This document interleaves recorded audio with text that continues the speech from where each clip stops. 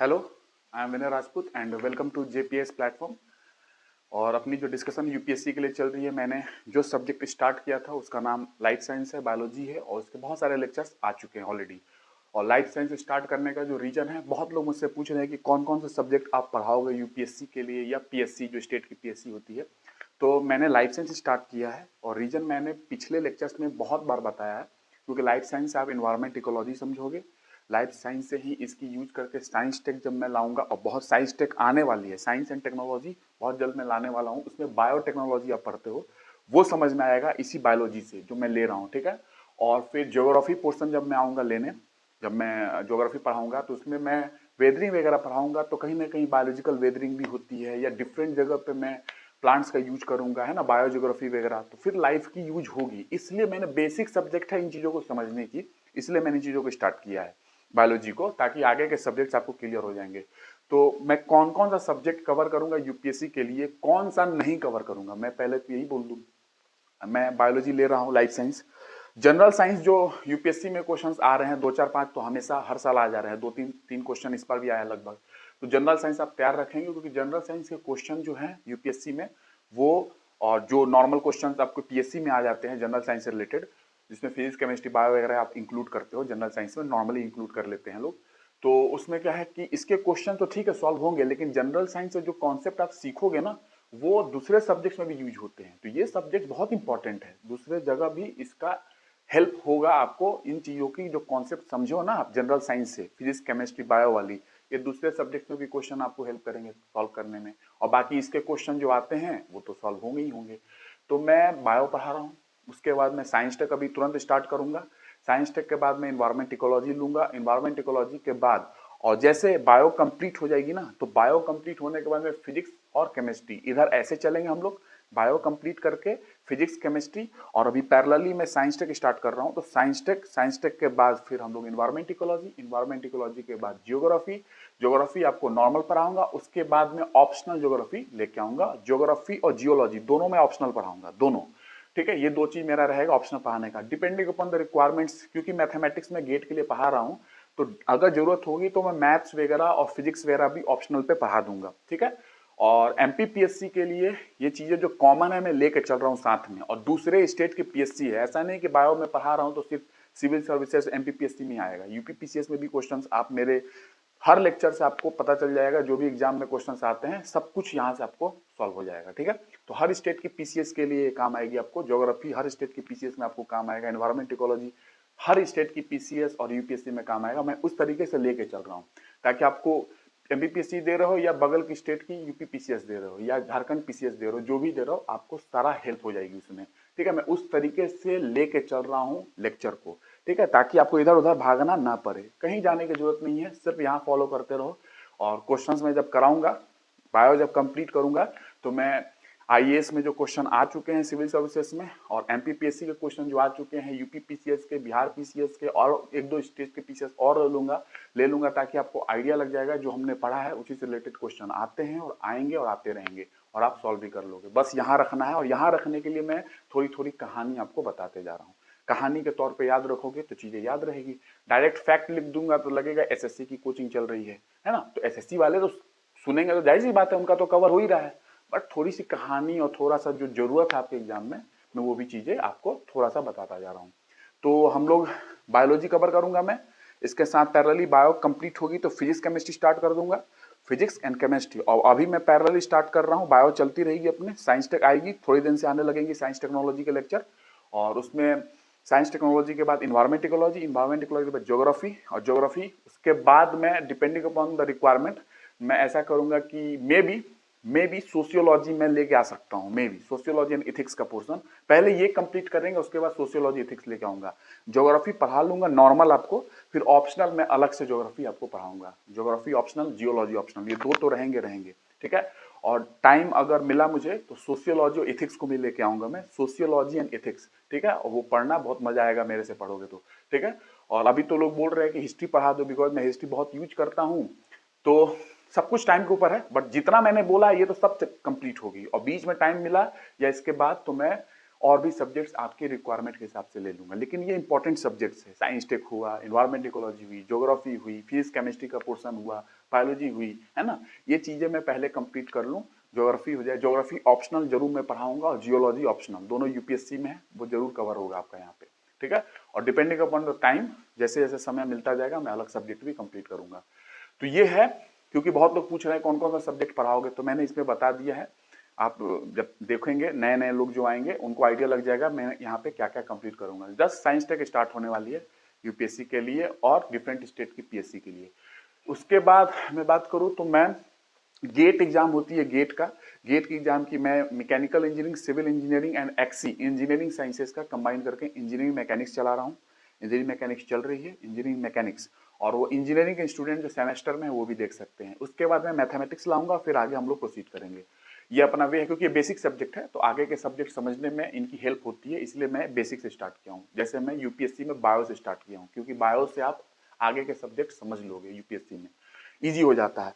और उसके बाद मैं बहुत जल्दी नीट मेडिकल एग्जाम का, मेडिकल एग्जाम का आपको नीट के बायो से मैं स्टार्ट कर रहा हूँ। बायो भी पढ़ाऊंगा नीट का, फिजिक्स भी पढ़ाऊंगा, केमिस्ट्री पढ़ाऊंगा, कोई टेंशन लेना नहीं है। जितने लोग पढ़ रहे हैं आपके घर में, जो भी बच्चे होंगे 10th 11th वाले, 9th 10th वाले, अगर नीट की तैयारी कर रहे हो उनको वीडियो पहुंचा दीजिएगा, क्योंकि नीट की वीडियो बहुत जल्दी आपको मिलने लगेगी। और ये सिर्फ ऐसा नहीं है कि मैं बता दिया, आप पहली वीडियो से ही नीट के बच्चे जो है ना, जो देख रहे होंगे, उनको पूरा ही पूरा वो बदलाव कर दूंगा मैं पहले वीडियो से ही। ऐसा मैं नीट का पहला ही वीडियो लाऊंगा इंट्रो, उसके बाद देखते जाएंगे, सारी चीजें आपको बेहतरीन तरीके से मैं पढ़ाऊंगा नीट के लिए। और उसमें मैं बायोलॉजी पहले स्टार्ट कर रहा हूँ, क्योंकि नीट में बायो बहुत इंपॉर्टेंट है। फिजिक्स केमिस्ट्री में बाद में ला दूंगा, बायो के बाद, ठीक है। तो क्योंकि लंबा समय है, ये जो नीट है 2023 के लिए, और अभी जो नीट होने वाली है 2022 में, तो अभी समय है। अब तब तक मैं बहुत सारा बायोलॉजी कंप्लीट भी कर लूंगा, ठीक है। तो ये मैंने पहले इंफॉर्मेशन दे दी, ताकि जितने लोग हैं, हर किसी के घर में कोई नीट वाला होगा, कोई कुछ होगा, तो अपने अपने घर में जो जिसको जो पढ़ना है उसको दे देंगे वीडियो। आप जो कर रहे हैं वो करते रहें, जो मैं पढ़ा रहा हूँ। तो ये अपना एजेंडा है। और बहुत जल्दी मैं न्यूट्रिशन होता है, न्यूट्रिशन, पोषण वगैरह, पोषक तत्व वगैरह, प्रोटीन वगैरह, फैट्स वगैरह, कार्बोहाइड्रेट्स वगैरह, क्योंकि बहुत लोग ऐसे हैं जो बॉडी बिल्डिंग से रिलेटेड है और जो इन चीज़ों पे ध्यान देना चाहते हैं, जो बॉडी बिल्डिंग से रिलेटेड नहीं भी है। एक न्यूट्रिशन प्रॉपर होनी चाहिए बॉडी के अंदर, कि न्यूट्रिशन का इंटेक प्रॉपर नहीं होगा तो जाहिर सी बात है डिजीज चीज़ें होने लगती हैं। तो मैं इन चीज़ों को आपको 5-5 मिनट, 8-8 मिनट की वीडियो बना के, एक एक वीडियो आपको डालता जाऊंगा, ताकि ये नॉलेज भी लोगों को मिल जाए। जिनको ये पढ़ना नहीं है, तो हेल्थ तो रखती है ना अपनी, ठीक, स्वास्थ्य तो सही रखना है ना, स्वास्थ्य तो सबसे इंपॉर्टेंट है। हेल्थ इज वेल्थ, हेल्थ ही है तो वेल्थ है, हेल्थ नहीं तो वेल्थ भी नहीं। तो हेल्थ इज वेल्थ, इसीलिए हेल्थ के लिए मैं अलग से न्यूट्रिशन के वीडियो भी 5-5 मिनट, 8-8 मिनट की मैं डालता जाऊंगा, ताकि देश में हर किसी की हेल्थ अच्छी होनी चाहिए। देश में, दुनिया में हर किसी का हेल्थ अच्छा होना जरूरी है। हेल्थ नहीं है तो आप कुछ भी नहीं कर लोगे अच्छा। हेल्थ अच्छा होना बहुत जरूरी है। तो क्योंकि इसलिए बोला भी जाता है हेल्थ इज वेल्थ, हेल्थ ही आपकी अमानत है, आपका पैसा सब कुछ हेल्थ है। हेल्थ अच्छी है तो आप सही रहोगे। इसलिए मैंने सोचा, बहुत लोग मुझसे बोले कि आप थोड़ा डाइट वगैरह बता दो, क्या क्या चीज़ें हैं, प्रोटीन, फैट्स, कार्बोहाइड्रेट और रिलेटेड जो चीज़ें हैं, क्या क्या खाने की चीज़ें हैं जिसमें प्रोटीन मिल जाता है, ये मिल जाता है, वो मिल जाता है। तो मैं उनके लिए भी वीडियो लेके आ रहा हूँ। और उनके लिए ही नहीं, ये तो सारे लोगों के लिए है ना, कोई भी देख सकता है। तो 6-7 मिनट, 8 मिनट की वीडियो, शॉर्ट वीडियो होंगी, वो भी आने लगेंगी, ठीक है। सब कुछ आप लोगों के लिए कर रहा हूँ, जिसको जो जो बेनिफिट हो जाए। और पहली बार बता दे रहा हूं मैं, जो मेरी वीडियो आ जाएंगी अभी, जो मैं रिकॉर्ड कर रहा हूं, बायो जाएगी, तो ये बायो मैं रिपीट करने वाला नहीं हूं कि मैं फिर से बायो लेके 4 महीने बाद उठ जाऊं, बायो पढ़ने लगूं। इतना मेरे पास समय नहीं है। मैं ऑलरेडी, मैंने पहले बताया है, 1 साल 1.5 साल के अंदर में, 1 साल के अंदर बहुत सारे सिलेबस आपका कंप्लीट करके यूट्यूब पे डाल दूंगा। उसमें बदलाव की जितनी जरूरत होगी, मैं बदलाव के लिए वीडियो बनाता रहूंगा और नया नया चीजें डाल दूंगा, ठीक है। लेकिन सेम चीज को रिपीट करने के लिए मैं नहीं आने वाला हूं, क्योंकि मैं रॉकेट साइंस में रिसर्च कर रहा हूं और उसमें मुझे मेरा एम वो है। लेकिन मैंने सोचा कि क्यों ना पहले आप लोगों के लिए कुछ ऐसा कर दूं, तो ये वीडियो मैं यूट्यूब पे डालता जा रहा हूं।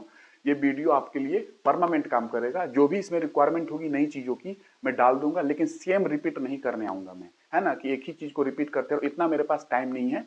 और क्योंकि क्वालिटी मैं वही दे रहा हूं ना, क्यों एक बार एक ही चीज को बार बार रिपीट करने आऊंगा। इतना इतना टाइम नहीं है मेरे पास। टीचर करते होंगे, मैं नहीं कर सकता हूं। क्वालिटी में वैसी दे रहा हूं कि आपको एक ही बार में वो काम हो जाएगी। एक ही चीज को रिपीट करने के लिए बार बार आना जरूरी नहीं है यूट्यूब पे।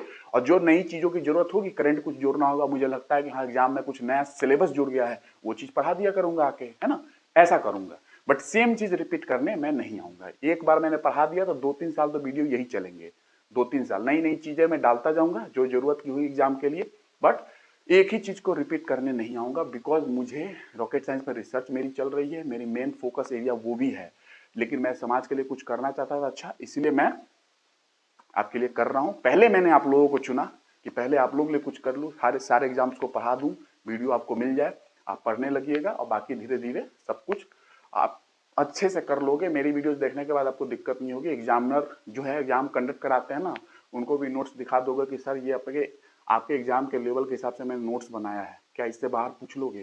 तो वो भी कहेंगे नहीं जरूरत नहीं है, इतना में तुम्हारा काम हो जाएगा। ठीक है, मैं उतना ही दे रहा हूँ जितना आपके एग्जाम की रिक्वायरमेंट है। दुनिया तो बहुत बड़ी है ना पढ़ने को, जितना आपके एग्जाम में सिलेबस है, जितनी रिक्वायरमेंट है उतना आपको चाहिए उतना मैं दे रहा हूँ। ठीक है, और कुछ अलग जैसे मैंने आयुर्वेदा के बारे में बताया तो आयुष मंत्रालय है, तो मैं आयुष की बात करूंगा अलग जगह भी। साइंस टेक्नोलॉजी में आयुष मंत्रालय की बात होगी थोड़ी बहुत, वहां पे हेल्थ की बात करूंगा, है ना। तो वहां पे मैं थोड़ा थोड़ा आपको देते जाऊंगा ताकि कोई चीज बचेगा नहीं आपको। मैंने इसमें भी बहुत सारी चीजें बताई है, बायो में अलग जगह जाके भी और चीजें बताऊंगा। तो ये पूरी इंफॉर्मेशन थी। अब स्टार्ट करता हूँ लेक्चर, क्योंकि बहुत लोग पूछ रहे थे इसलिए मैंने बता दिया इन चीजों को, दिक्कत ना हो। लोग वीडियो देखते जाएंगे, सबको पता चल जाएगा यही अपना वे है, ऐसे हम लोग मूव करेंगे। और लास्ट क्लास में मैंने बात की थी जगदीश चंद्र बोस की, मैंने पूरी हिस्ट्री बताई है बायोलॉजी की ताकि आपको चीजें समझ में आए। लास्ट क्लास में मैंने जगदीश चंद्र बोस की बात की और जगदीश चंद्र बोस की कहानी मैंने बताई, और उस कहानी में आप लोग बहुत देखे कि ये हुआ वो हुआ, उनका नाम जो भी आई। जो नए आए हैं वो पिछला क्लास देख लेंगे, तब समझ में आएगा आपको।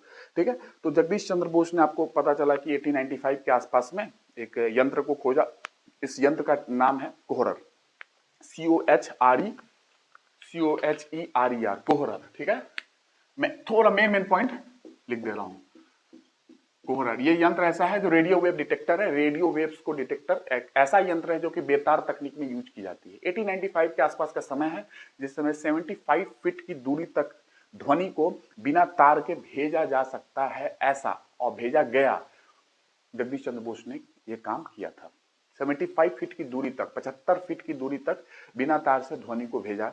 तो एक सिग्नल को भेजा, जैसे आप आज लाइव वाईफाई में देखते हो, हॉटस्पॉट में देखते हो, है ना, लाईफाई में देखते हो, तो उन्होंने 1895 के आसपास में ये काम कर लिया था। वायरलेस टेक्नोलॉजी की, बेतार तकनीक की खोज तो इन्होंने उसी समय कर ली थी। ठीक है, कोहरर। फिर इसी कोहरर के दूसरे अमेरिकन साइंटिस्ट हैं मार्कोनी। मार्कोनी ने इसी कोहरर को बोला कि मैंने भी बनाया है। फिर उनकी चोरी की उजागर हुई थी, मैंने पिछली क्लास में बताया था आपको कि अमेरिका के ही एक प्रेस में एक लेडी थी, उन्होंने ही पूछ दिया था मार्कोनी से कि आपने कैसे बनाया कोहरर जो जगदीश चंद्र बोस ने बनाया है। तो उन्होंने बता नहीं पाया, वो कोहरर की जो तरीका है कैसे बनाया है उन्होंने, वो एक्सप्लेन नहीं कर पाए थे इस चीज को। तो उनकी चोरी की उजागर हुई थी कि हाँ जेपी बोस का ही कॉन्सेप्ट मार्कोनी ने चुरा लिया है। ठीक है, ये चीज था। फिर जेसी बोस आगे चलते गए, क्योंकि जेसी बोस व्यवसायिक व्यक्ति नहीं बनना चाहते थे, क्योंकि बहुत सारी कंपनी इनके पास आई थी कि आप अपना फॉर्मूला मुझे दे और मैं बेचूंगा बना बना के। जानते ही हो आजकल नया फॉर्मूला आता है, कंपनी आपके पास दौड़े आ जाएगी कि मुझे फॉर्मूला दे दो, मैं बेचूं बना बना के पैसा कमाऊं। तो ये वैसा काम नहीं किया जगदीश चंद्र बोस, और व्यवसायिक व्यक्ति नहीं बने, पैसा के लालची ज्यादा नहीं थे ये।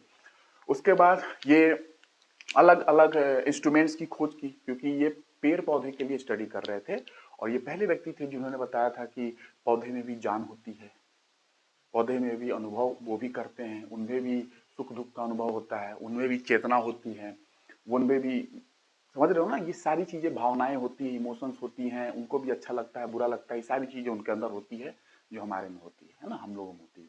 वो चीजें उन्होंने बताई। तो उसके लिए उन्होंने उस समय बहुत सारे इंस्ट्रूमेंट्स भी खोजे थे, तो मैं इंस्ट्रूमेंट्स लिख दे रहा हूँ कौन कौन सा इंस्ट्रूमेंट है। एक इंस्ट्रूमेंट कोहरर समझ में आ गया, रेडियो वेव टेक्नोलॉजी में, वायरलेस टेक्नोलॉजी में यूज की जाती थी, बेतार तकनीक में उस समय कोहरर। ठीक है, दूसरा इंस्ट्रूमेंट अगर रेजोनेट रिकॉर्डर,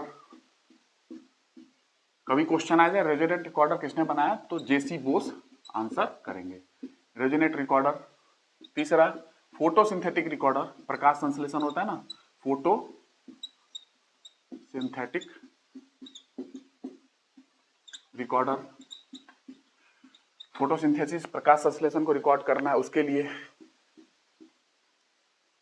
ठीक है, तो रेजोनेट रिकॉर्डर, फोटोसिंथेटिक रिकॉर्डर और फाइटोग्राफ। फाइटोग्राफ ये इंस्ट्रूमेंट था, ग्राफ प्लॉट, मैंने पिछले लेक्चर में थोड़ा बहुत बताया, ग्राफ प्लॉट की जाती थी।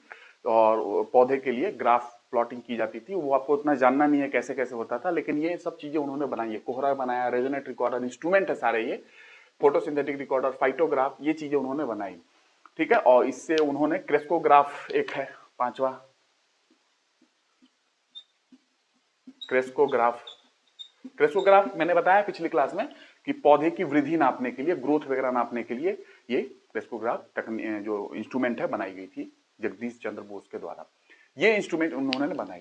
लेकिन ये जो पौधों में जान होती है, पौधे में भी अनुभव होता है, सुख दुख अनुभव करते हैं, उनमें भी चेतनाएं होती हैं, ये सारी चीजें मैंने बताई थी कि अपने यहाँ एक वृक्ष आयुर्वेद बुक है जिसमें महर्षि भारद्वाज ने भी बताया है कि हाँ, जो जीवन हम लोगों की होती है बचपन से लेकर जवानी तक, वैसे ही जीवन पेड़ पौधों की भी होती है। वो भी एक बीज होते हैं, वो भी अंकुरित होते हैं, उससे भी छोटा पौधा वो बड़ा बड़ा बड़ा बड़ा बनते गया और बड़ा पौधा बन जाता है। तो सेम लाइफ जैसे हमारी है वैसे पौधों की होती है। वो वृक्ष आयुर्वेद में ऋषि भारद्वाज ने बताया है। ऋषि भारद्वाज सप्त ऋषियों में से एक ऋषि थे ऋषि भारद्वाज। उनकी कहानी मैंने पिछली क्लास में थोड़ी बहुत बताई है, क्योंकि एग्जाम में आपको उतना नहीं पूछा जाएगा इसलिए मैंने नहीं बताया। लेकिन कभी आपको जानना होगा तो मैं अलग से इन चीजों को बता दूंगा, ऋषि भारद्वाज, ऋषि गौतम के बारे में सब चीज बता दूंगा कि कौन कौन क्या क्या किए थे। सप्त ऋषि हैं और ब्रह्मा जी के मानस पुत्र बोले जाते हैं ये लोग। संसार के संचालन के लिए इनका जन्म हुआ था, ब्रह्मा जी ने लाया था ताकि संसार में इनका संचालन हो सके। जो भी चीजें हो रही हैं संसार में उनका संचालन करने के लिए। सप्त तारा आप देखते हो, सात तारा जो है सप्त ऋषियों को दर्शाती है। सात जो तारा है ना, सात स्टार आकाश में, वो कहानी अलग है। ठीक है, उसके बाद इन्होंने क्या किया कि एक एक्सपेरिमेंट इनकी किताब में इन्होंने एक्सपेरिमेंट किया था, वो आप सुन लो। एक्सपेरिमेंट ये है कि उन्होंने अपने घर में पौधों का एक ग्रुप बनाया, समूह बनाया। एक पौधे के समूह को एक साइड रख लिया और एक घर के एक साइड, और एक पौधे के समूह को घर के दूसरे साइड रखा। ठीक है, और क्या किया एक्सपेरिमेंट करने के लिए कि जो एक साइड के जो पौधा थे उनको सोचा कि इनको मैं बुरा बुरा बोलूंगा, पूरा जितना बुरा बोलना है उतना बुरा बोलूंगा, और दूसरे गाली वगैरह देना है जो भी दे लो। और दूसरे साइड के जो पौधे थे उनको सोचा कि इनको अच्छा अच्छा बोलूंगा, क्योंकि इंसान भी देखो ना, किसी को बुरा बुरा बोलो तो कैसा उसका हो जाता है, किसी को अच्छा अच्छा बोलो तुम बहुत अच्छे हो, तुम बहुत अच्छे लगते हो, तुम अच्छे काम कर रहे हो, अच्छी पढ़ाई कर रहे हो, अच्छी नौकरी करोगे, सब कुछ अच्छा नाम कमाओगे, कितना अच्छा है। एक को बोलो तुम बेवकूफ हो, तुम निकम्मा हो, तो कैसा लगेगा, इंसान को ही बोलोगे। तो इन्होंने सोचा क्यों ना पौधों को बोलो, क्योंकि इनमें भी तो जान है ना, इनमें भी जान है, सुख दुख ये भी है, इनको भी चेतना है, ये भी अनुभव करते हैं, है ना। तो इन्होंने बोला इनमें भी ट्राई करते हैं, तो अपनी बुक में इन्होंने ये बात लिखी है। तो एक पौधे की जो ग्रुप थी उनको जाके बुरा भला बोलना स्टार्ट किया कि तुम कुरूप हो, तुम्हारे पत्ते खराब है, तुमसे गमक नहीं आती है, तुमसे दुर्गंध आती है, तुम्हारे फूल खराब है, तुम किसी काम के नहीं है, तुम किसी लायक नहीं हो, तुमको यहाँ पे लगाना भी बेकार है, तुमको तो उखाड़ के फेंक देना चाहिए। जितना बोल सकते हो बोल लो, गाली वगैरह भी देना दे लो, सब कुछ उन्होंने किया। एक तरफ के पौधे को उन्होंने बोलना स्टार्ट किया कि तुम बहुत अच्छे हो, तुम्हारी से तो सुगंध आती है, तुम्हारा फूल कितना अच्छा है, ठीक है, तुमको तो घर में रखना चाहिए, तुमको देख के तो बड़ा अच्छा लगता है, मुझे होती है तुम्हें देख के, जब भी मैं तुम्हें देखता हूँ, है ना। ये पौधों को बोल रहे हैं। तो ये पौधा, और इधर गाली दिया, जिसको गाली दिया, पौधों को गाली दिया, अच्छा बुरा भला जितना बोलना था बुरा भला बोला। ये पौधे देखा गया कि कुछ समय बाद सूखने लगे, मुरझाने लगे। लेकिन जिस पौधों को अच्छा बोला इन्होंने कि तुम बहुत अच्छे हो और तुम्हारी पौधे अच्छी है, तुम्हारा फूल अच्छा है, तुम्हारे से सुगंध आती है फूल से, तुम्हारे पत्ते अच्छे हैं, तुम्हारी डंडी अच्छी है, तुम्हारी डाली अच्छी है, तुमको घर में रखना चाहिए, तुमको रखने से जितना बोल सकते हो अच्छा अच्छा। ये पौधे बहुत एकदम स्वस्थ थे, एकदम हेल्दी थे। लेकिन इधर वाले पौधे जो बुरा भला बोला आपने जिसको, वो सब सूखने लगे, ड्राई होने लगे, मुरझाने लगे। तो ये उन्होंने सिद्ध किया कि देखो लाइफ है तभी तो बुरा भला बोल रहे हो, तो देखो ये कैसे क्या हो गया, इसको अच्छा अच्छा बोला तो देखो ये कैसे एकदम चमक रहा है पौधा। उसी तरह इंसान में भी है, इंसान को बुरा भला बोलोगे वो कैसा हो जाएगा। किसी को अच्छा अच्छा बोलो, सिर्फ अच्छी बातें करो, पॉजिटिव बात करो, तो उसकी एनर्जी और एकदम एकदम उसका मोटिवेशन हाई लेवल पे रहेगा। तो वैसे ही पौधे में भी देख लो। तो ये इन्होंने थोड़ा सा प्रूफ किया था कि पौधे में भावनाएं होती है, उन्हें भी सुख दुख का अनुभव होता है। ये एक एक्सपेरिमेंट है, उनके बुक में बताया गया है, जगदीश चंद्र बोस की बुक में। ठीक है, तो ये मैंने थोड़ा सा कहानी आपको बता दिया। ये आप नोट कर लेंगे, इतने इंस्ट्रूमेंट्स है, कोहरा, resonant recorder, photosynthetic recorder, phytograph, crescograph. ठीक है, ये इनके इंस्ट्रूमेंट्स हैं, नोट कर लेंगे इसको। ठीक है। उसके बाद 1920 से 1900 लगभग 37 तक, 1902 से 1937 तक, इसके बीच में उन्होंने 10 किताब लगभग लिख डाली, लगभग 10 किताब उन्होंने लिखी।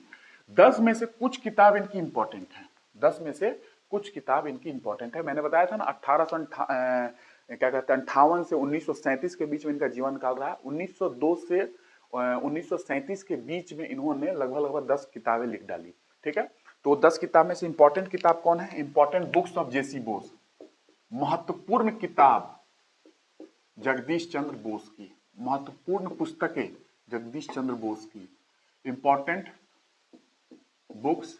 कभी क्वेश्चन आ जाए तो इंपॉर्टेंट वाली लिख रहा हूं मैं, जेसी बोस, जगदीश चंद्र बोस। क्या है इंपॉर्टेंट किताब इनकी?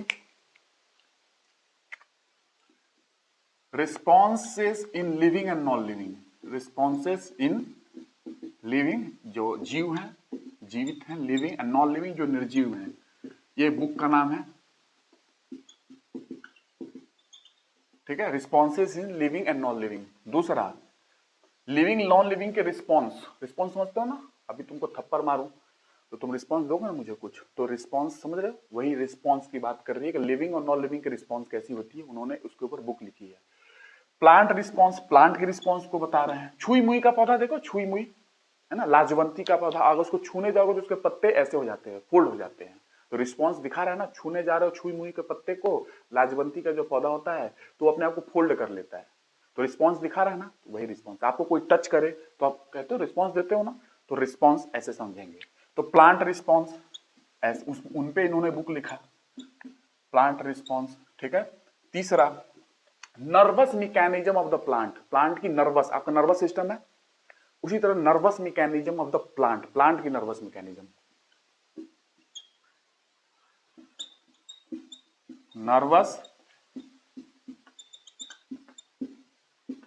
Mechanism of.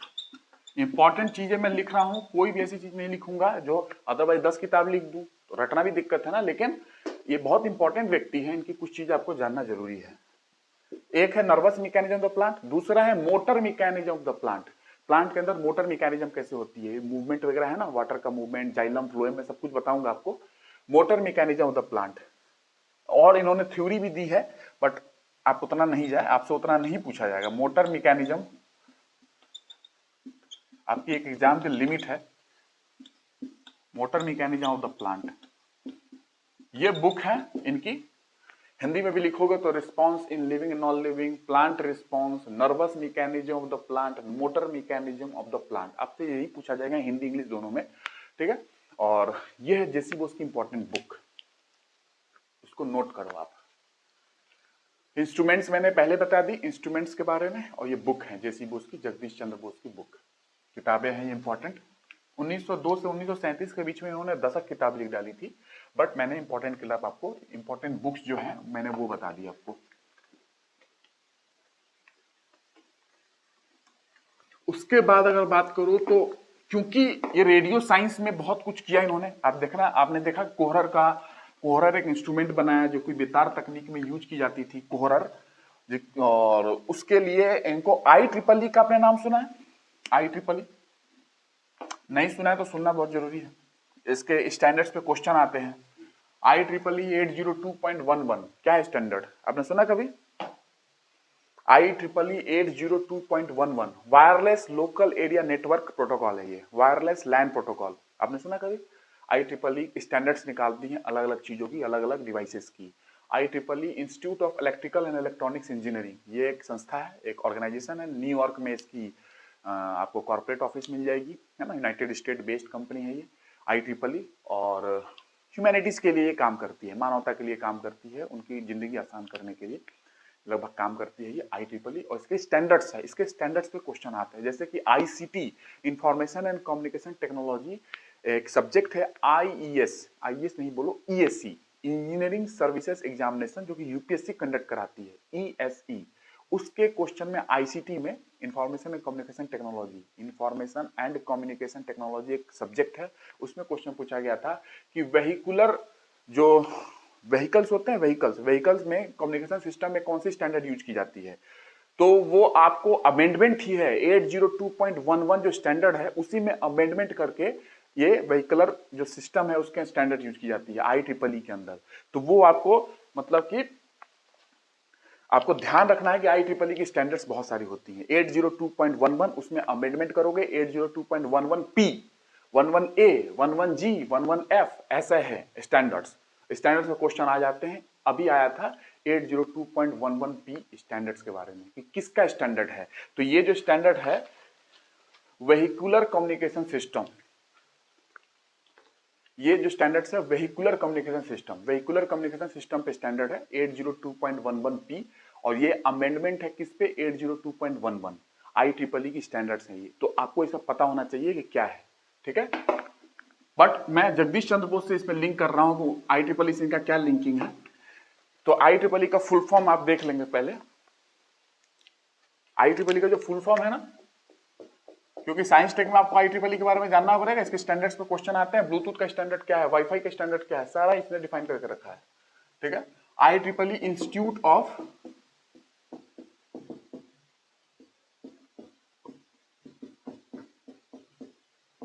Institute of electrical and electronics engineering.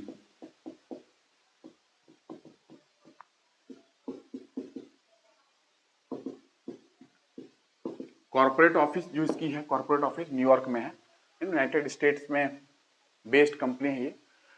और IEEE की वेरियस स्टैंडर्ड्स है आपको पता है, बट IEEE मैं स्टैंडर्ड्स की बात उसमें करूंगा 802.11 क्या है मैं बताऊंगा।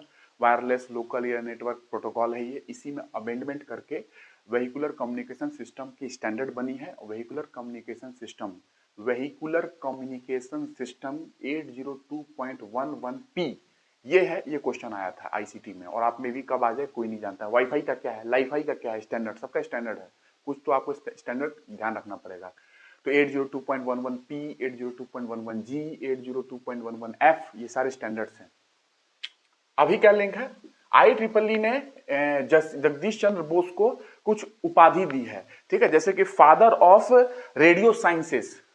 आपको कभी क्वेश्चन आए IEEE से लिंक करे तो आप बोल सकते हो father of radio sciences IEEE ने जेसी बोस को बोला है, ठीक है। कभी आ गया तो इस पर आपको कभी लगेगा कि कहीं लिखा है कहीं नहीं भी लिखा है, ये जो आंसर है रेडियो साइंसेस बोला गया है कि नहीं बोला गया है, लेकिन आप ध्यान रखेंगे फादर ऑफ रेडियो साइंसेस, क्योंकि कोहरर रेडियो टेक्नोलॉजी रेडियो डिटेक्शन कोहरर जो इंस्ट्रूमेंट है तो इससे रिलेटेड है ना, इसलिए वायरलेस टेक्नोलॉजी के पहले वो जन्मदाता है अगर आप देखोगे, क्योंकि वही है जो बेतार तकनीक की पहली स्टार्टिंग किए थे जेसी बोस। तो जेसी बोस से रिलेटेड बात हो रही है जगदीश चंद्र बोस से, ये पूरा father of radio sciences. Wireless hall of fame IEEE में वायरलेस हॉल ऑफ फेम में लोगों का नाम शामिल किया जाता है, जैसे कि Guinness book of world record में लोग का नाम शामिल होता है, वैसे IEEE के वायरलेस हॉल ऑफ फेम में भी लोगों का नाम शामिल किया जाता है और जेसी बोस का नाम शामिल किया गया है। वायरलेस, एक minute, wireless hall of fame, ठीक है। और बात करूं तीसरा, fellow of royal society. Royal society का फेलो भी इनको दिया गया है और 1920 में दिया गया था fellow of royal society. Fellow of JC Bose की बात हो रही है पूरी, कभी क्वेश्चन आ जाए कब 1920 आपसे नहीं पूछा जाएगा, ये सब चीज आप इतना नहीं रखो, मैं तो डेट ही बता देता हूँ आपको। 1858 में जन्म हुआ जेसी बोस का, 1937 में इनका देहांत हुआ, बट आपसे इतना नहीं पूछा जाएगा क्योंकि मैं डेट मुझे सारी याद है तो इसलिए मैं लिख देता हूँ। अब ये तो गारंटी नहीं दे सकता हूँ कि डेट ना पूछा जाए आपसे, बट चांसेस नहीं है कि डेट पूछा जाए आपसे। Fellow of royal society, wireless hall of fame में नाम शामिल किया गया जेसी बोस को, father of radio sciences IEEE के द्वारा ये, और ये IEEE के द्वारा नहीं है फेलो ऑफ साइंस, ये फेलो ऑफ रॉयल सोसाइटी अलग से है। रॉयल सोसाइटी अभियान लंदन, तो IEEE का ये दो है, फादर ऑफ रेडियो साइंसेस और वायरलेस हॉल ऑफ फेम में शामिल किया गया जेसी बोस का नाम, और फेलो ऑफ रॉयल सोसाइटी भी इनको मिला है 1920 में, ठीक है। तो ये अपनी एक कहानी है इनकी जेसी बोस की, मैं थोड़ा सा एक्सटेंड कर दिया आपको। IEEE की स्टैंडर्ड्स आप ध्यान रखोगे, इसकी स्टैंडर्ड साइंस टेक में बताऊंगा 802.11 wireless local area network protocol है। इसके अमेंडमेंट, इसमें संशोधन करके अलग अलग स्टैंडर्ड्स बने हुए हैं। 802.11 ए, 802.11 जी, 802.11 पी, सी, बहुत सारे स्टैंडर्ड, एफ भी है। ठीक है, तो इसमें से क्वेश्चन आया था आईसीटी में, ईएसई के एग्जाम में। यूपीएससी कंडक्ट कराती है ईएसई का एग्जाम, इंजीनियरिंग सर्विसेज एग्जामिनेशन, उसमें आया था क्वेश्चन ये व्हीकुलर सिस्टम पे उसकी स्टैंडर्ड क्या है, व्हीकुलर कम्युनिकेशन सिस्टम की स्टैंडर्ड क्या है, उस पर क्वेश्चन आया था। मैंने आपको आंसर ही बताया है, तो मैं इस पे बताऊंगा जो इंपॉर्टेंट स्टैंडर्ड है ना, उसका मैं आंसर दे दूंगा साइंस टेक्नोलॉजी में आपको। तो institute of electrical and electronics engineering, ये एक इंस्टीट्यूट है, न्यूयॉर्क इसकी कॉर्पोरेट ऑफिस है। ठीक है, और यूनाइटेड स्टेट में इसकी मेन ऑफिस है। ये चीजें आपको उतना नहीं जानना है, but United state based company है, आप अपना ध्यान रखेंगे। और जितनी जरूरत होगी IEEE की जब बात करूंगा मैं, तो वहां पे इसका प्लेस बता दूंगा, कॉर्पोरेट ऑफिस जो न्यूयॉर्क है और यूनाइटेड स्टेट में क्या है, मैं वहां पे बता दूंगा आपको।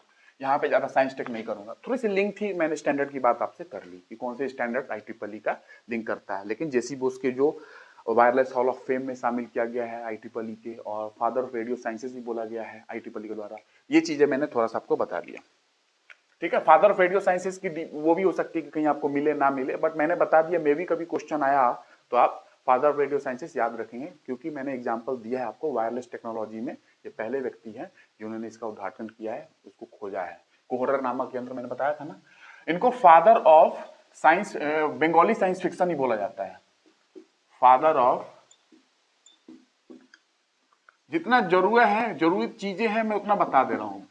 Bengali science fiction, science fiction का कल्पित विज्ञान, साइंस फिक्शन मतलब एक्चुअल चीजें हैं नहीं, फिक्शन है मतलब कि इमेजिनेशन वाली चीजें हैं कि ये हो सकती है वो हो सकती है साइंस में। मैं साइंस फिक्शन की बात करूंगा जब साइंस टेक पढ़ाऊंगा, तो ऑर्बिट्स वगैरह जो है ना आपकी, ऑर्बिट्स, जियो स्टेशनरी, जियो सिंक्रोनस ऑर्बिट जो वगैरह है, उसमें मैं एक पर्सन का नाम लूंगा, क्लार्क।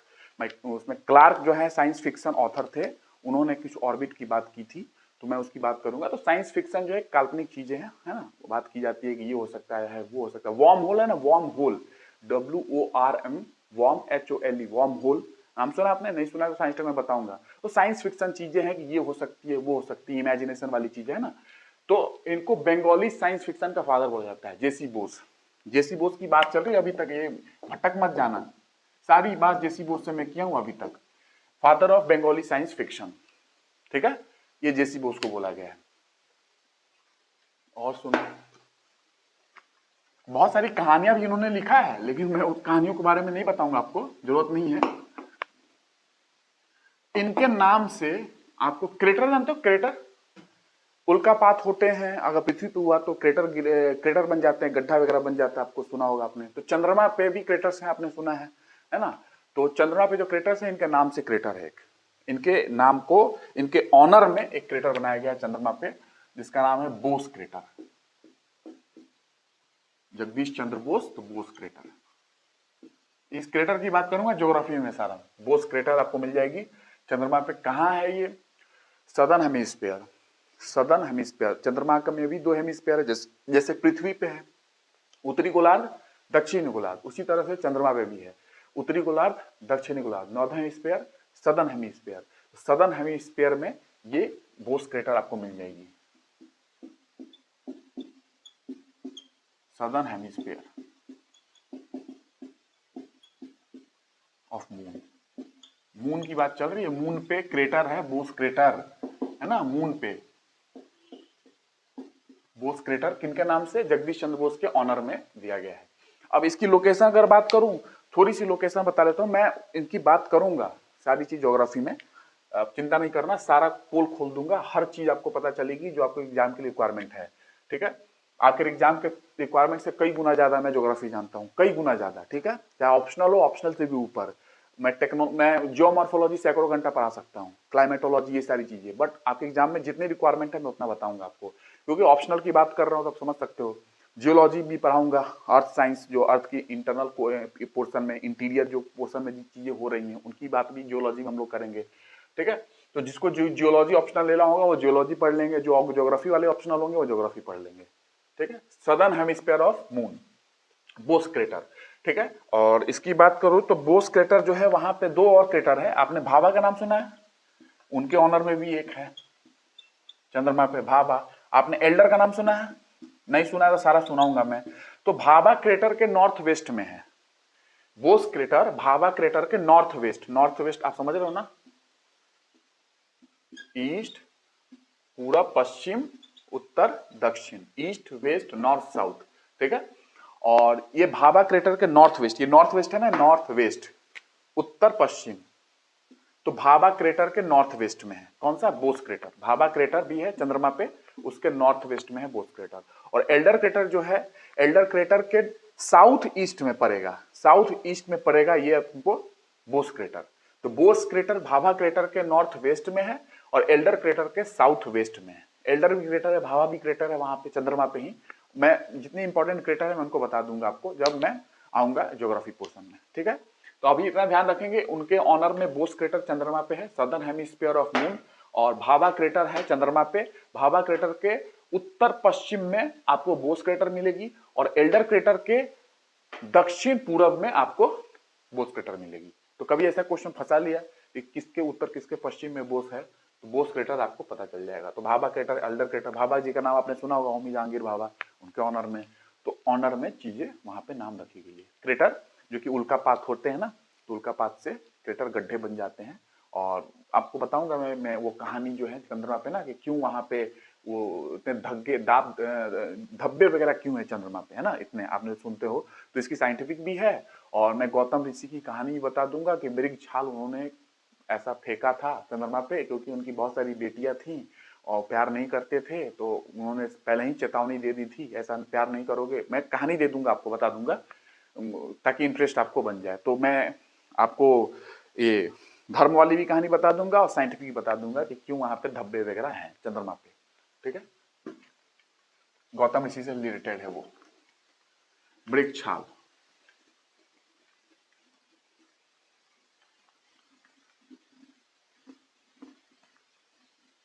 ज्योग्राफी में आने तो दो, फिर पता चलेगा ज्योग्राफी आपको इतना बेहतरीन मिलेगी ज्योग्राफी कि भूल जाओगे सारी जगह से ज्योग्राफी पढ़ना। और जो भी सब्जेक्ट पढ़ा रहा हूँ आपको समझ में आ रहा होगा। इसी में मैं अभी आपको बहुत कुछ बता सकता हूँ, लेकिन आपकी एग्जाम की रिक्वायरमेंट नहीं है। जो इंपॉर्टेंट क्वेश्चन बन सकते हैं फैक्चुअल में बताते जा रहा हूँ। इन्होंने कहानी भी बहुत सारी लिखी है, लेकिन आपको नहीं बताना है। कहानी अगर बताने लगो तो फिर जरूरत नहीं है। कहानी है, शॉर्ट स्टोरीज वगैरह इन्होंने लिखा है, शॉर्ट स्टोरीज, लेकिन जरूरत नहीं है, इसलिए मैं आपको नहीं बता रहा हूँ, ठीक है। हर चीज जरूरत नहीं है आपके लिए। तो ये आपकी हो गई अपनी इसकी कहानी खत्म, जेसी बोस की, ठीक है। अब मैंने बोला था माइक्रोबायोलॉजी स्टार्ट करूंगा, माइक्रोबायोलॉजी की थोड़ी सी शुरुआत कर देता हूं, फिर हम लोग नेक्स्ट क्लास में माइक्रोबायोलॉजी पूरा डिटेल में जो आपके लिए जरूरत है मैं पढ़ा दूंगा। माइक्रो बायोलॉजी एक ब्रांच, अब मैं ब्रांच स्टार्ट कर रहा हूं बायोलॉजी की। कुछ ब्रांचेस आप पढ़ लो ताकि ब्रांच से रिलेटेड क्वेश्चंस आते हैं। एंटोमोलॉजी क्या है, पिस्सिकल्चर, मैंने बहुत बार बोला है। तो कुछ ब्रांचेस पढ़ लो, शाखाएं पढ़ लो जीव विज्ञान की। उसके बाद हम लोग कोशिका पढ़ेंगे, कोशिका के बाद हम लोग कार्य की फिजियोलॉजी वगैरह पढ़ेंगे। सब कुछ पढ़ते आगे निकल जाएंगे, ठीक है। बायोलॉजी कंप्लीट हो जाएगी, बट कुछ इंपॉर्टेंट चीजें हैं, ब्रांचेस वगैरह आप कंप्लीट कर लो। सूक्ष्म जीव विज्ञान, सूक्ष्म जीव विज्ञान, आप समझ में आ रहा होगा। सूक्ष्म जीव, सूक्ष्म क्या है? छोटा, मतलब नग्न आंख से ना दिखे आपको कोई चीज, नेकेड आई से अगर नहीं दिख रही है तो सूक्ष्म जीव विज्ञान में हमें जाना पड़ता है। आप बैक्टीरिया देख लो, माइक्रो ऑर्गेनिजम्स जो बोलते हैं, बैक्टीरिया हो गया, वायरस हो गया, कोरोना वायरस, ये दिख जाएगा क्या आपको? ऐसे नहीं दिखेगा। तो बैक्टीरिया हो गई, वायरस हो गई, जो जो कि नग्न आंख से ना दिखे। प्रोटोजोआ हो गया, कुछ फंजाई भी है, ईस्ट जैसे हो गई। तो ये चीज आपको सूक्ष्म जीव विज्ञान में आपको पढ़ने को मिलेगा। माइक्रो ऑर्गेनिजम्स इनके बोले जाते हैं, जो कि नग्न आंख से आपको नहीं दिखेंगे, ठीक है। और क्या रिजोल्यूशन चाहिए पावर आंख की, अब कब देख पाओगे, कितनी रिजोल्यूशन, आपको नहीं जरूरत है चीजों की, ठीक है। क्योंकि हर चीज आपको जानना जरूरी नहीं है, अदरवाइज वो सिलेबस के बाहर हो जाएगी। दुनिया बहुत बड़ी है माइक्रोबायोलॉजी की, बहुत बड़ी। और लोगों ने मुझसे बोला भी है, बी फार्मा वाले और क्लिनिकल माइक्रोबायोलॉजी पढ़ाने के लिए जो डॉक्टर्स पढ़ते हैं, डॉक्टर्स को भी हेल्प करे एमबीबीएस में। बहुत लोगों ने मुझसे बोला है कि बी फार्मा वाले हैं, कुछ बीएससी माइक्रोबायोलॉजी भी होती है। तो माइक्रोबायोलॉजी, तो मैं एक ऐसा माइक्रोबायोलॉजी पढ़ाऊंगा ताकि सब लोगों को काम आ जाए, ठीक है। तो वो अलग लेवल पे होगी, वो एमबीबीएस और बी फार्मा फार्मेसी वाले लोग जो होते हैं उन लेवल पे मैं कवर करूंगा क्लिनिकल माइक्रोबायोलॉजी। और एक क्लिनिकल के अलावा मैं अलग से भी, क्लिनिकल में आप पूरी की पूरी जितने बैक्टीरिया वैक्टीरिया होते हैं ना उसको डिटेल स्टडीज करना अपने को। और माइक्रोबायोलॉजी के अंदर बहुत सारे ब्रांचेस भी इंक्लूड किए जाते हैं। इसके अंदर भी शाखा है। माइक्रोबायोलॉजी एक बायोलॉजी की शाखा है, लेकिन माइक्रोबायोलॉजी के अंदर भी बहुत सारे ब्रांचेस हैं। जैसे जैसे देख लो, और आप, मैं पहले बता दे रहा हूँ, माइक्रोबायोलॉजी में पढ़ाऊंगा डिटेल में एमबीबीएस वाले लोगों को वहां पे, तो वहां पे सब कुछ आएगा। मैं उस तक कुछ आपको दे रहा हूं ताकि आपके एग्जाम में जो आपको क्वेश्चन आ सकते हैं उतना आपको ध्यान हो जाए और पता चल जाए। अदरवाइज मैं पढ़ाने को माइक्रोबायोलॉजी 50-60 घंटा पढ़ा दूंगा आपको, जो कि मैं पढ़ाऊंगा भी एमबीबीएस वालों को आने वाले समय में। ठीक है, तो ये हो गया माइक्रोबायोलॉजी। इसके कुछ ब्रांचेस हैं, ब्रांचेस ऑफ माइक्रोबायोलॉजी, इसकी भी शाखाएं हैं। आप बस इतना जान लो कि कौन कौन है इसकी ब्रांचेस। सीधा माइक्रोबायोलॉजी ब्रांचेस। ब्रांचेस में बात करूं, पहला बैक्टीरियोलॉजी, जीवाणु विज्ञान, इसी के अंदर आता है। माइक्रोबायोलॉजी के अंदर सूक्ष्म जीव विज्ञान के अंदर ही शाखा है ये बैक्टीरियोलॉजी। और जो बैक्टीरिया की स्टडी करते हैं बैक्टीरियोलॉजिस्ट होते हैं। माइक्रोबायोलॉजी की जो स्टडी करते हैं वो माइक्रोबायोलॉजिस्ट होते हैं। ठीक है। दूसरा वायरोलॉजी, वायरस ने तहलका मचा के रखा है पूरी दुनिया में, है ना, तो वायरोलॉजी इसी के अंदर आती है। वायरोलॉजी स्टडी ऑफ वायरस, विषाणु का अध्ययन ही वायरोलॉजी बोलते हैं। ये ब्रांच है, ये भी माइक्रोबायोलॉजी के अंदर ही आता है। वायरोलॉजी मैं पढ़ाऊंगा आपको, तो वायरस के बारे में जानकारी चाहिए ना, क्वेश्चन आते हैं ना, बैक्टीरिया के बारे में जानकारी चाहिए ना, जितनी जितनी जानकारी है मैं अलग से इनको बताते जाऊंगा आपको। जब मैं डिजीज वगैरह पढ़ाऊंगा तो आपको सब पढ़ना है आपको, लेकिन जितना आपको रिक्वायरमेंट है ये तो अलग ही ब्रांच है। जैसे वायरोलॉजी से रिलेटेड कोई scientist, Robert Webster, influenza virus पर उन्होंने बहुत काम किया है, तो कुछ कुछ साइंटिस्ट का नाम आप जान लोगे, कुछ कुछ वायरस रिलेटेड बीमारियां होती है वो जान लोगे। कोरोना के बारे में बताऊंगा जब आऊंगा मैं, कोरोना वायरस की जो बीमारियां बताने लगूंगा तब, उस समय। बट अभी बस आप ब्रांच समझो कौन कौन से हैं माइक्रोबायोलॉजी के अंदर। बैक्टीरियोलॉजी, वायरोलॉजी, पैरासिटोलॉजी, कलर नहीं आ रही है, पैरासिटोलॉजी, ये जीवाणु विज्ञान, ये विषाणु विज्ञान। पैरासिटोलॉजी परजीवी होते हैं ना, पैरासाइट्स, क्योंकि हमारे शरीर पे परजीवी भी रहते हैं, है ना। पैरासाइट्स वगैरह क्या होते हैं, अब ये पैरासाइट्स वगैरह बहुत घूमेगी। फूड चेन वगैरह जब पढ़ाऊंगा ना तो वहां पे पैरासाइट्स वगैरह आएंगे। ट्रॉफिक लेवल जब पढ़ाऊंगा तो पैरासाइट्स वगैरह आएंगे इन्वायरमेंट इकोलॉजी में। तो यानी जो सुन लो, पैरासाइट्स क्या होते हैं, परजीवी होते हैं, परजीवी विज्ञान है वो सारा इसी में आते हैं। पैरासाइट क्या होते हैं, पैरासाइट मैं बताऊंगा आपको बाद में। ठीक है। चौथा सेरोलॉजी, सीरम रिलेटेड स्टडी है, सेरोलॉजी इसी के अंदर आता है। पांचवा माइकोलॉजी, माइकोलॉजी जानते हो, फंजाई से रिलेटेड, फंगस से रिलेटेड, कवक। छठा माइक्रोबायोलॉजी, माइक्रोबायोलॉजी को भी इसके अंदर में इंक्लूड किया गया है। माइक्रो मॉलिक्यूलर बायोलॉजी बोल रहा हूं, माइक्रोबायोलॉजी के अंदर ही मॉलिक्यूलर बायोलॉजी को भी इंक्लूड किया गया है। आणविक सूक्ष्म जीव विज्ञान, आणविक जो मॉलिक्यूलर बायोलॉजी होती है ना, डीएनए आरएनए, वो वाली बात कर रहा हूं। मॉलिक्यूलर, माइकोबैक्टीरियोलॉजी भी है एक। ठीक है, बस आप इतना, क्योंकि ये मेन चीज है। बैक्टीरिया के बारे में आपको पढ़ना ही है, वायरोलॉजी वायरस है पढ़ना ही है, पैरासाइट्स के बारे में आपको पढ़ना है, सेरोलॉजी आपको उतना नहीं जानना है, माइकोलॉजी फंगस के बारे में, कवक के बारे में आप जानोगे ही, मॉलिक्यूलर बायोलॉजी डीएनए आरएनए तो पढ़ना ही है। इसी बार एमपीपीएससी में डीएनए आरएनए से रिलेटेड क्वेश्चन आए थे, मॉलिक्यूलर बायोलॉजी में क्वेश्चन आए हैं। अभी तक तो कोई उतना पढ़ाता नहीं था डिटेल में, अब तो एमपीपीएससी वाले भी पूछ रहे हैं। यूपीपीसीएस वाले तो पूछते ही थे पहले, एमपीपीसीएस भी पूछना लगेगा, तो क्वेश्चन का लेवल बढ़ चुका है। थोड़ा सा जानकारी आपको चाहिए, अच्छे तरीके से पढ़ के जाओगे तो एक बार में निकलेगा, और कमी रखोगे तो बार बार तैयारी करते ही रह जाओगे। अच्छे से एक बार पढ़ो, काम खत्म, एक बार में काम हो जाएगी खत्म, निकालोगे निकल जाओगे। अगर इसमें ट्रैप में रहोगे, थोड़ा थोड़ा पढ़ के खुचुर खुचुर थोड़ा थोड़ा ज्ञान लेते रहोगे तो हर बार तैयारी करना पड़ जाएगा। ठीक है, यहाँ पे चाहिए, यहाँ पे सब कुछ यहाँ पे, और जितनी एग्जाम की रिक्वायरमेंट है उस लेवल पे आना भी पड़ेगा आपको, जो जैसा क्वेश्चन पूछा जा रहा है। माइक्रोबायोलॉजी, सूक्ष्म जीव विज्ञान, इसके भी ब्रांचेस है, शाखाएं हैं माइक्रोबायोलॉजी के अंदर। बैक्टीरियोलॉजी, जीवाणु विज्ञान, वायरोलॉजी, विषाणु विज्ञान, पैरासिटोलॉजी, परजीवी विज्ञान, सेरोलॉजी भी है, माइकोलॉजी फंगस कवक से रिलेटेड है, मॉलिक्यूलर बायोलॉजी आणविक जीव विज्ञान। लिख लेंगे हिंदी, कोई दिक्कत नहीं होना चाहिए, इतना तो हिंदी आपको आती होगी। जीवाणु विषाणु विज्ञान, तो ये सब इसी के अंदर में है। ठीक है, माइक्रोबायोलॉजी के अंदर में ही ये ब्रांचेस कंसीडर किए जाते हैं।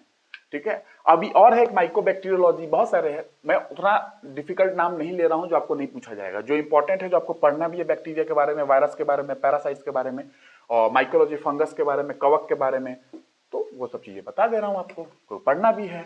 थोड़ा बहुत, ज्यादा डिटेल में नहीं पढ़ना है। ये सारी चीजें मैं पूरा ब्रांच कवर करूंगा एमबीबीएस में, जो मैं पढ़ाऊंगा ना वहां पे बी फार्मा वालों को कवर करूंगा। माइक्रोबायोलॉजी तो एमबीबीएस में भी है, बी फार्मा में भी है, बीएससी में भी है। तो मैं एक माइक्रोबायोलॉजी का कोर्स ही लाऊंगा, उसमें पूरा कवर करूंगा। ये सारी चीजें उसमें पढ़ना है और डिटेल, बहुत ही डिटेल है वहां पे। तो आपको बस जितना आपके एग्जाम में आ सकता है उतना मैं बताऊंगा, ठीक है ना। उतनी चीजें आपको जानकारी में दे दूंगा, इंफॉर्मेशन जितना आपके एग्जाम में आती है क्वेश्चन। अब माइक्रोबायोलॉजी की बात मैंने की तो एक बात आती है कि फर्स्ट माइक्रोबायोलॉजिस्ट कौन है। फर्स्ट माइक्रोबायोलॉजिस्ट, सूक्ष्मजीव विज्ञान पढ़ रहे हो ना, तो first microbiologist, who is first microbiologist? तो एंटोनी वॉन लीवेनहोक, इनका नाम आप ध्यान रखोगे।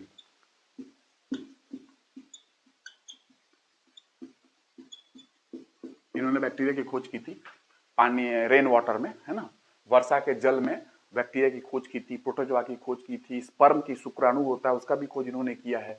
तो वो कहानी मैं बाद में बताऊंगा, बट आप इतना ध्यान रखोगे फर्स्ट माइक्रोबायोलॉजिस्ट अगर बोला गया है तो एंटोनी वॉन लीवेनहोक को बोला गया है, ठीक है। इनके पास भी लेंस था, माइक्रोस्कोप था, और इनकी माइक्रोस्कोप में एक लेंस यूज किया गया था। एक लेंस, आपको उतना नहीं चाहिए, एक लेंस यूज किया गया था। सुन लो क्या याद है।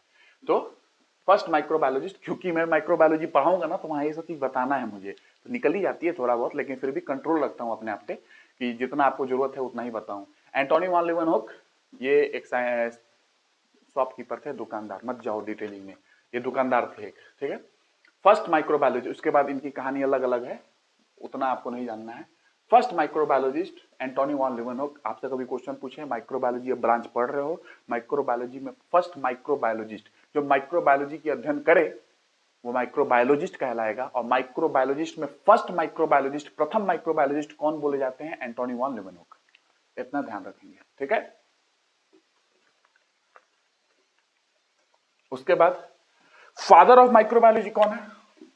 Father, Janak, father of microbiology, सूक्ष्म जीव विज्ञान के जनक कौन है? बहुत ही इंपॉर्टेंट नाम है, और इन्होंने तो दुनिया के लिए क्या कुछ नहीं किया है ना, बहुत कुछ किया है दुनिया के लिए। और इनको इनको इनके काम के लिए सलाम करो। मैं कहानी बताऊंगा थोड़ी बहुत आपको, क्वेश्चन भी उसके अंदर निकल के आएंगे जो एग्जाम में आते हैं। सलाम करो, सैल्यूट करो, और उनके दिल में उनके लिए रिस्पेक्ट रखो, जिनका नाम मैं लेने जा रहा हूँ, ठीक है। लुईस पास्चर, लुईस पास्चर ये नाम है, आप जानते होंगे ये नाम को। नहीं जानते हैं तो आज जान लोगे, है ना, आप नहीं तो कल जान लोगे। Father of microbiology Lewis pasture, ठीक है। आप इतना ध्यान रखेंगे। जनक कौन है सूक्ष्म जीव विज्ञान के? Lewis pasture. इनके बहुत ही कंट्रीब्यूशन है इनका जीव विज्ञान में, और इतनी है कि इनको नमन करो दिल से, ठीक है। इतनी कंट्रीब्यूशन है। मैं कुछ कंट्रीब्यूशन तो इनका बताऊंगा ही बताऊंगा जो आपके एग्जाम में आ सकती है। Father of microbiology Lewis pasture, Louis Pasteur, ठीक है, फ्रांस के थे ये। डोल रीजन, डोल है, जूरा रीजन है, जूरा फ्रांस में, और डोल गांव है, डोल रीजन से थे वो, DOLE, डोल। मैं बताऊंगा, लिख दूंगा उन चीजों के बारे में, ठीक है। तो ये हो गया। अब आपको पता है कि माइक्रोबायोलॉजी माइक्रो ऑर्गेनिज्म से रिलेटेड है। सूक्ष्म जीव जो होते हैं, वायरस, बैक्टीरिया, मैंने ब्रांच इतनी लिखी है आपको, शाखाएं। तो वो कौन सा माइक्रोब है जो कि देश का नेशनल माइक्रोब कहा गया है? नेशनल माइक्रोब ऑफ इंडिया कौन है वो? राष्ट्रीय माइक्रोब कौन है? बैक्टीरिया मतलब पूछ रहा हूं। सूक्ष्म जीव सबसे नेशनल वाला कौन है? जन मतलब कि राष्ट्रीय सूक्ष्म जीव कौन है? नेशनल माइक्रोब ऑफ इंडिया पता है? नेशनल माइक्रोब ऑफ इंडिया वो है जो दही में, जो दही हमारे कल्चर में है ना, उस दही में कौन ऐसा बैक्टीरिया है जो दही जमाने में बहुत यूज करता है, दही को जमवाता है। दूध से कैसे दही जमती है मैं थोड़ा सा बताऊंगा आपको जब आऊंगा तो, लेकिन दही में जो मेन बैक्टीरिया होता है वही बैक्टीरिया को national microbe of India, Bharat का राष्ट्रीय माइक्रोब सूक्ष्म जीव घोषित किया गया है। जो कि हमारे कल्चर में दही है, जो हमारे कल्चर में बहुत सालों से यूज होते आ रही है, उस दही में ये जीवाणु मिलता है, ठीक है। और बहुत ही हेल्पफुल है दही जमाने में, दही को जमने में बहुत हेल्प करता है, इसीलिए उसका नाम रखा गया, क्योंकि हमारे कल्चर में दही बहुत पहले से है। तो इस बैक्टीरिया का नाम जो है वो है लैक्टोबैसिलस। आप कहोगे तो पता था मुझे, अभी नाम रख रहा हूं पूरा, लैक्टोबैसिलस डेल्ब्रूकी, ये है बैक्टीरिया लैक्टोबैसिलस डेल्ब्रुकी, और इसकी सब स्पीसीज भी है, जानते हो ना इसको मैं बताऊंगा टेक्सोनॉमी वर्गीकी जब बताऊंगा ना कैरलोस लिनियस की। ये लैक्टोबैसिलस जो है जीनस है, डेल्ब्रुकी स्पीसीज है, स्पीसीज जाति है ना, तो वो आपको मैं बता दूंगा टैक्सोनॉमी वर्गीकी जब पढ़ाऊंगा। और इसकी सब स्पीसीज भी होती है, स्पीसीज सब स्पीसीज। बुल्गैरिकस, बुल्गैरिकस इसकी सब स्पीसीज है, इस बैक्टीरिया की सब स्पीसीज बुल्गैरिकस है, क्योंकि नेशनल है, राष्ट्रीय है, तो इसलिए मैंने थोड़ा सा सब स्पीसीज भी बता दिया आपको। बुल्गैरिकस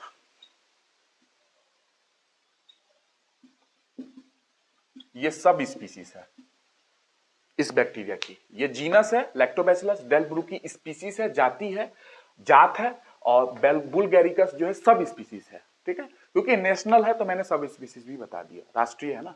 तो ये याद रखोगे हमारे कल्चर में दही बहुत यूज होती है, और दही को जमने में जो दही के अंदर जो बैक्टीरिया है, बहुत इंपॉर्टेंट बैक्टीरिया वो ये है, बहुत इंपॉर्टेंट बैक्टीरिया। दही में और भी बैक्टीरिया होते हैं, समझ ले रहा है, एक ही बैक्टीरिया है, ये सबसे इंपॉर्टेंट बैक्टीरिया है दही का, लैक्टोबैसिलस डेल्ब्रुकी, इसको नेशनल माइक्रोब घोषित किया गया है, ठीक है। तो ये ध्यान रखना, और नेक्स्ट क्लास में मैं लुईस पास्चर की स्टडी, आपको जो भी इंपॉर्टेंट इन्फॉर्मेशन है मैं बताऊंगा, फर्मेंटेशन टेक्निक, उनकी पास्चुराइजेशन के बारे में, उसके बाद पास्चुराइजेशन के बारे में उन्होंने कई स्टरलाइजेशन टेक्निक को खोजा, कई बीमारियों की वैक्सीन खोजी उन्होंने, उसके बाद फर्मेंटेशन मैंने बता दिया, उसके बाद उन्होंने और भी चीजें खोजी है, जैसे कि मैं बात करूं कि फ्रांस में इकोनॉमी, जो फ्रांस की इकोनॉमी जो थी, अर्थव्यवस्था, वो वाइन इंडस्ट्री पे डिपेंडेंट थी, वाइन इंडस्ट्री। तो कैसे उन्होंने वाइन इंडस्ट्री को बचाया, वहां पे एंथ्रेक्स की वैक्सीन, और उसके बाद रेबीज की वैक्सीन, फाउल कोलेरा की वैक्सीन, उसके बाद बहुत सारी चीजों पे उन्होंने काम किया है, डिजीज पे काम किया है उन्होंने, अलग अलग डिजीज पे काम किया है, कोलेरा पे काम किया, चिकन कोलेरा पे काम किया, एंथ्रेक्स पे काम किया, रेबीज पे काम किया, अलग अलग डिजीज पे उन्होंने काम किया है, मैं उसकी जानकारी दूंगा। उसके बाद रेबीज का इन्होंने एक्सपेरिमेंट किया था, जोसेफ मिस्टर नाम के बच्चे पे, 9 साल का बच्चा था, उस पर एक्सपेरिमेंट किया था, जबकि ये ऑथराइज्ड नहीं थे वो एक्सपेरिमेंट करने के लिए। वो रेबीज का जो जो टीका लगाया था जोसेफ मेस्टर पे, ये ऑथराइज नहीं थे, ये केमिस्ट थे, ये केमिस्ट थे, रसायनवेत्ता थे, रसायन विज्ञान से रिलेटेड थे, लेकिन फिर भी इन्होंने एक्सपेरिमेंट किया उस बच्चे पे, जोसेफ मिस्टर पे, 9 साल का बच्चा, और वो एक्सपेरिमेंट सक्सेसफुल था। But it is the ethical violation of standards, जो स्टैंडर्ड्स होती है ना, उसका इथिकल वायलेशन था, आज के समय में वो इथिकल वायलेशन था जो इन्होंने किया, ये उसके काबिल नहीं थे कि वो एक्सपेरिमेंट करे उस बच्चे पे, वो ऑथराइज नहीं थे कि एक ऑर्गेनिज्म को किसी इंडिविजुअल में आप इंट्रोड्यूस कर दो, ठीक है ना। तो ये राइट नाउ आज के समय में एक्सेप्टेड नहीं है एट ऑल, आज के समय में ये चीज एक्सेप्टेड नहीं है, लेकिन फिर भी उन्होंने एक्सपेरिमेंट किया था, सक्सेसफुल एक्सपेरिमेंट था, लेकिन it is the ethical violation था वो, किसका, जो भी स्टैंडर्ड्स होती है ना डॉक्टर्स का, उनमें इथिकल वायलेशन था, ठीक है, क्योंकि ये केमिस्ट थे ना, डॉक्टर तो थे नहीं, बायोलॉजिस्ट नहीं थे, ये केमिस्ट थे उस समय, ठीक है। बायोलॉजी में उन्होंने बहुत कुछ किया, लेकिन एक्चुअली केमिस्ट थे ये, ठीक है। फिजिक्स की भी स्टडी उन्होंने की थी, लुईस पास्चर की बात कर रहा हूं मैं, उनकी कहानी मैं बता दूंगा नेक्स्ट क्लास में, ठीक है। तो ये अपनी ब्रांचेज स्टार्ट हो चुकी है, और नेक्स्ट क्लास से मैं माइक्रोबायोलॉजी कंटिन्यू करूंगा, माइक्रोबायोलॉजी के बाद डिफरेंट ब्रांच भी आपको स्टार्ट करके, और उसमें हम लोग मूव करते जाएंगे। तो आज के लिए इतना ही रखता हूँ, और थैंक यू। और आपको सारी चीजें समझ में आ रही होंगी, बस रिवाइज करना, नोट्स बनाते जाना, ठीक है ना, नोट्स जरूर बनाना, नोट्स काम आएगी, खुद का लिखा हुआ चीज जो है ना सबकॉन्शियस माइंड में फीड होती है, इधर माइंड है, इधर इधर सबकॉन्शियस माइंड, ठीक है। माइंड और ब्रेन में क्या अंतर होता है मैंने बताया भी था आपको। तो लिखा हुआ चीजें आपको याद रहता है ना, पीडीएफ के चक्कर में मत पड़ना, अदरवाइज बर्बादी का जरवा हो जाएगा, ठीक है। सब चीज रट नहीं सकते हो आप, पीडीएफ रख लोगे पूरा बना बना के, इसलिए मैं इस पे पढ़ा रहा हूँ, ठीक है। यही ट्रेडिशनल टीचिंग का वे है, लिख रहा हूं मैं, आप भी लिखो, आपकी कॉपी में लिखोगे, हाथ का लिखा हुआ चीज याद रहेगा, ठीक है। तो नेक्स्ट क्लास में मैं फिर से मिलूंगा, थैंक यू। आई होप सारी चीजें समझ में आ रही होगी, कुछ भी दिक्कत हो तो मुझे कमेंट में करके बता देना, वैसे समझ में तो सारा चीज आएगा यार, वैसा मैं सिंपल बता रहा हूँ, ठीक है। तो नेक्स्ट क्लास में बात करता हूँ मैं, और माइक्रोबायोलॉजी आगे कंटिन्यू करूंगा, और डिफरेंट ब्रांचेस जो हो सकती हैं, शाखाएं, सारी चीजें पढ़ाऊंगा, उसके बाद सेल पे जाएंगे, फिजियोलॉजी पढ़ेंगे, सब कुछ पढ़ेंगे, ठीक है। तो साइंस टेक भी बहुत जल्दी आने वाली है, साइंस टेक्नोलॉजी, विज्ञान तकनीकी, वो भी आपको मिल जाएगी वीडियो बहुत जल्दी, और बहुत ही बेहतरीन आएगी वीडियो, जैसे ये बेहतरीन चल रहा है आपके एग्जाम के हिसाब से आएगी, जो आपके एग्जाम में जरूरत है, ठीक है। तो थैंक यू, बाय।